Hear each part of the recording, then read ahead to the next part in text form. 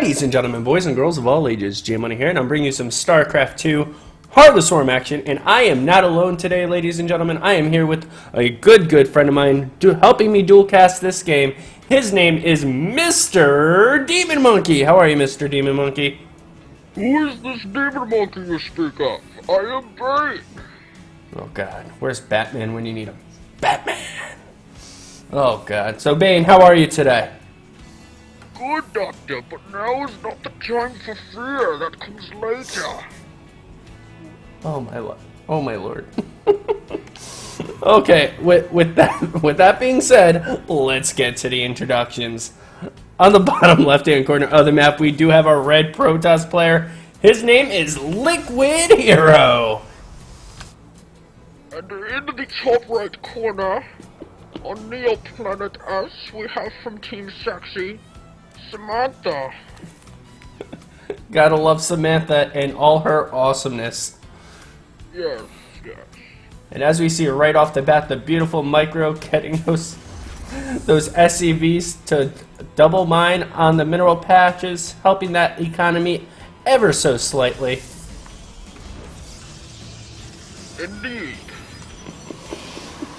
Oh my Lanta. Hold on, I'll be right back. Batman is here. Already. And with that being said, we do have the Protoss player already getting a nice and early gas with the gateway going down. So as soon as that cybernetic score does show up, we will be able to work on warp gate instantaneously. Also, we do have that SCV starting to go cross map, and he is going to be going out for a nice early scout on the Protoss, trying to figure out exactly what is going to be coming his way. I have returned! Welcome back, Bane. However, Batman has taken off my mask, and I'm normal now. Oh. So you're back to being Demon Monkey? I still don't know who that is, I'm just Bane. Okay, you're still Bane? Yeah. Alrighty, Bane. Alright. So, what do you think of this game thus far?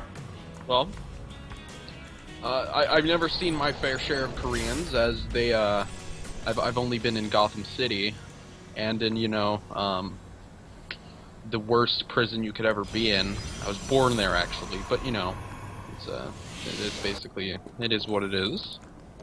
I do like how these players are playing, though. They seem to be good at whatever they're doing.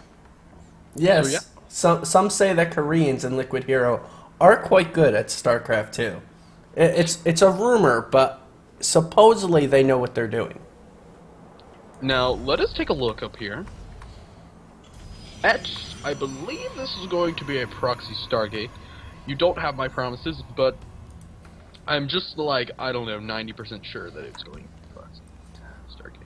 Well, you have a good chance of being right there, because especially in Heart of the Swarm, proxy Stargate into Oracle tends to be very good, very viable, and if your opponent does not expect it, it will eat them alive.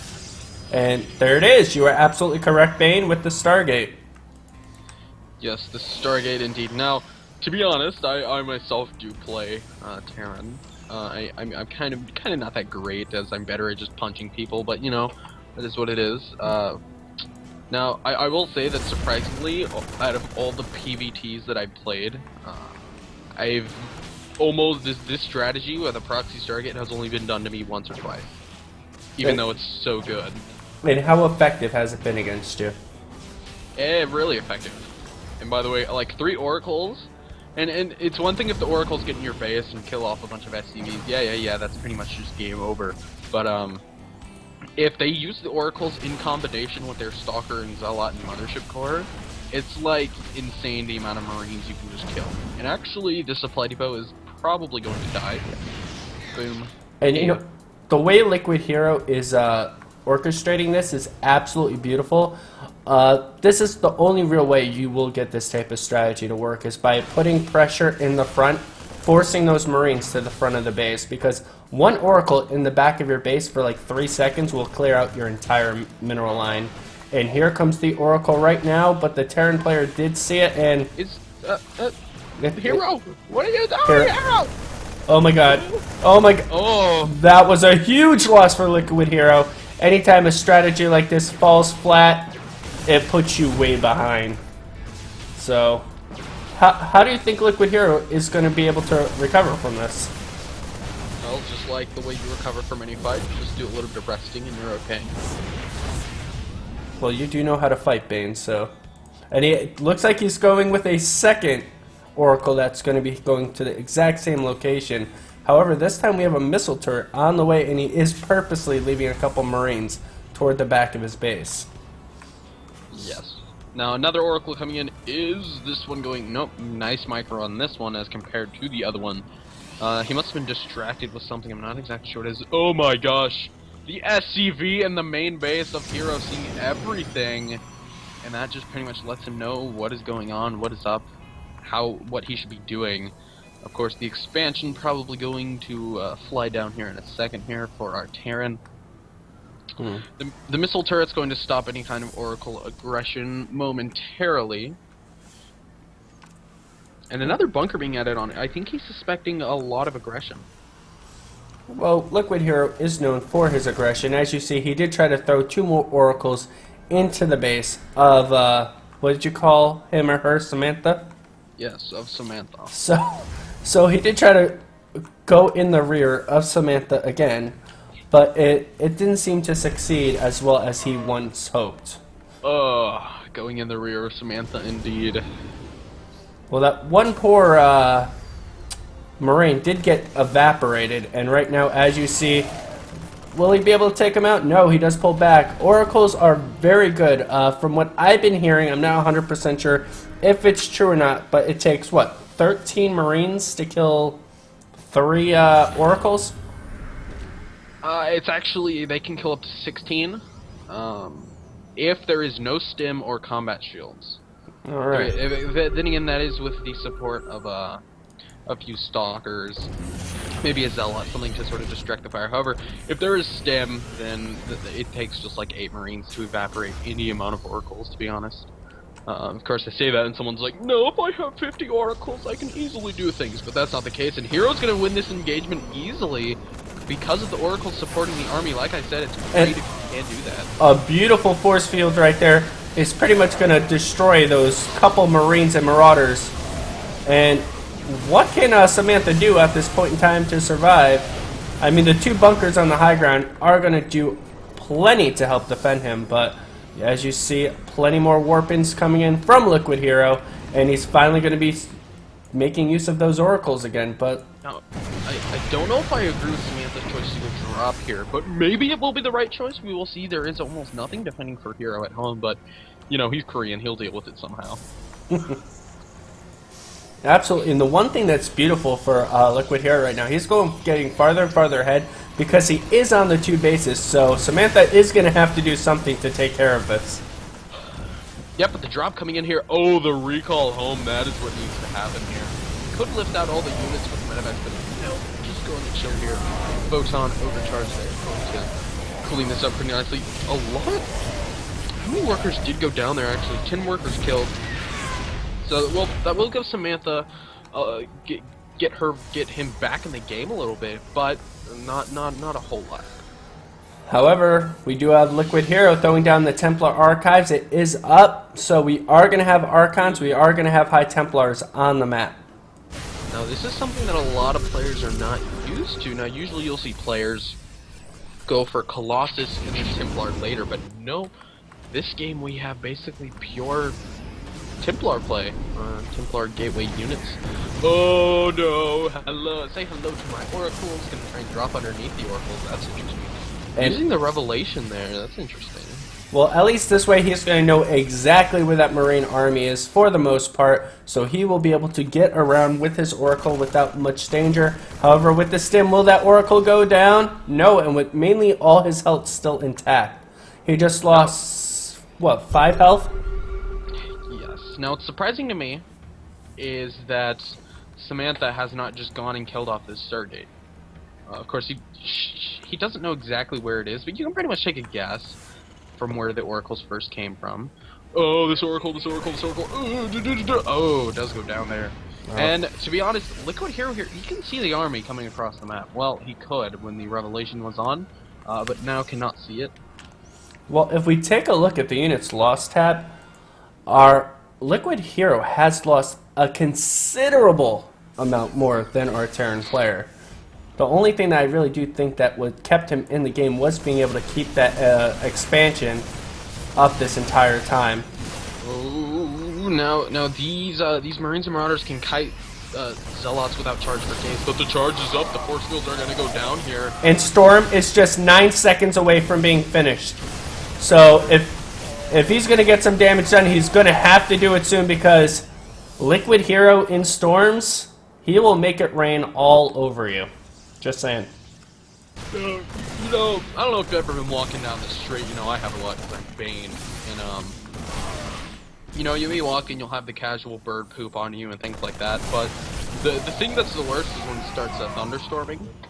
However, I've always imagined what it'd be like to just be walking and all of a sudden, you know, lightning storms start happening all around you. It's not a fun thing. Oh my, and you know what, this Stargate is doing so much more now just because of that pylon. It's a forward pylon, he's easily going to be able to reinforce his troops from that location. So that Stargate is becoming more of an issue now just because of the pylon being there, getting into this late game. It's an instant army at your front door at this point. Oh gosh, the army sneaking in here is going to need great force fields and storms. The storms are pretty good. They're hitting all the units. He has like 3 more storms saved up here, I believe. Yeah, he has at least 2 more, but he's not using them. Hero, do something. There we go. Beautiful storms right there. He landed it right on top of all the bio units. They did force the orbital to lift up, so that is not going to be good, hindering the second base of our Terran player even more. And while this is all going down, LiquidHerO is going for his 3rd base. So he's going to be effectively on 3 bases, where our Terran player... What are you doing? Samantha, fly the orbital back. Okay, there we go. Apparently the orbital command was wishing it was a planetary. Now, as this command center moves towards the 3rd, he's going to say, oh, there's a Stargate. Right there. Hero taking his own 3rd, and Samantha really needs this 3rd to get back into this game, needs more of an economy. As you can see, at the workers killed, 35 killed for LiquidHerO. He's so far in the head right now. How many? Oh no, there's a battle happening. Yes, and right now, beautiful job kiting these zealots around, and... Storm? Oh, the storm right on top of him, killing, what is that, 3 Marines? Oh, this bio force is just getting wrecked. And as you see in the 3rd base of Samantha's, a lone zealot is just pretty much wreaking havoc, doing so much damage to that orbital command, and there's not really much they could do except for this lone Marine standing guard, pretending he does not see what's going on.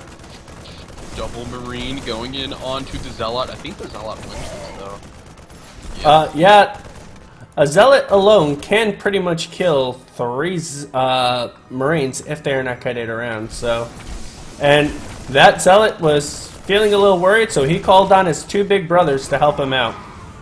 So, here we go, and the stutter step all day. Great stutter step micro here. The Zealots were definitely not worth it in the end there. Of course, yes, is denying mining, and it makes that expansion easily snipeable. Yeah, especially since it's about half dead at this point in time. If he does bring in a small contingency force, he could probably snipe it out. But I don't agree with the continuous warp-ins here. At that point in time, he should just cut his losses. And the nice thing about it, though, LiquidHerO has brought himself back a small amount into the game. He's still about 3,000 resources behind. But now, Ghosts are into the production tab. I believe 3 of them just popped out. That's going to be so huge in dealing with the Archons and with the High Templars. There are no Colossus here, so no Vikings really. We do have Hellbats out, which are going to tank some damage and deal with a lot of the Zealots. So basically we have Zealot, Archon mixed with Storms. Very good strategy here. Oh, a few Zealots sneaking into the natural there. The Ghosts are out. It's all going to depend on, can he hit these things with the Ghost? Can he hit the EMPs? Can he snipe down this? Oh, the Storm there. Oh, the Storm. So much damage. Another Storm. Very nice. Yeah, this army, if they go head to head, I'm pretty sure LiquidHerO can crush Samantha at this point in time. But the longer he allows those Hellbats to build up, if he allows those Ghosts to build up, Hellbats will just wreck the Zealots. That cone of fire is just so damaging to these units. Now, Samantha has no clue that LiquidHerO even has a third base. He might be thinking, he might be thinking in his mind, whoa, something went on there. A little engagement there, a storm went off, I guess a few High Templar got left behind, but he might think that that is where the third base is going to be at. You know, he might be thinking, hey, LiquidHerO doesn't even have a third base yet. Of course he might, you know, who knows what he's actually thinking, as third bases are pretty much... He actually just scouted it out, and the Sacrificial Marine just went down. Now there are 2 High Templar there, chilling, gonna have Storm by the time that army gets there for Samantha. Alright, and as we see, continue harass from LiquidHerO going into the third base, and just eating away at all of the... Oh my god, the SCVs just got destroyed. Yes, destroyed indeed. And at the same time, we had an attempted drop into LiquidHerO's main, which really didn't do too much damage. And as this whole process goes down, we have a Nexus coming down. So essentially, LiquidHerO will be on 4 bases, and again, our Terran player is going to be having a much harder time. Now, this is a very interesting build coming out from our Terran player. Oh, the storms. Oh, no. Oh, feedbacking the Ghost there. That's actually really nice. Oh, but with the beautiful storm right there as well. Yeah, getting off 3 feedbacks on 3 Ghosts there. That's going to... It's basically... Oh, the push of the Archon Zealot. I didn't even see that. Now I definitely do. Going into the natural here, just a few Zealots. Has this whole army here too. The Charge Lot Archon force has been wrecking Terran since the days of Wings of Liberty. And basically, the way that I've heard Artosis say you can deal with the Hellbat play is just wait until the late game. Because if you can just hold off until the late game, you can easily deal with the Hellbats. But, you know, openly taking engagements with them is not the way to do it. You know, constantly harass with some Zealots, but don't ever, you know, go head-to-head in army size with the Hellbat forces until the later game, which it's starting to get into the late game here. But basically, the upgrades are going to start being insanely in your favor. As you can see, the 2-2 done, 3-3 about to finish actually for Hero, whereas Hellbats have no upgrades. That's the important part. Of course, the Marines and Marauders still do. But basically, Hellbats just become a tanking unit, and Zealots will be able to rip through them the later the game goes on. Right. The Bioforce itself, though, is going to be going to 3-3 itself, but I'm pretty sure he just moved on to the Hellbat Force. His Bioforce has become very, very limited at this point.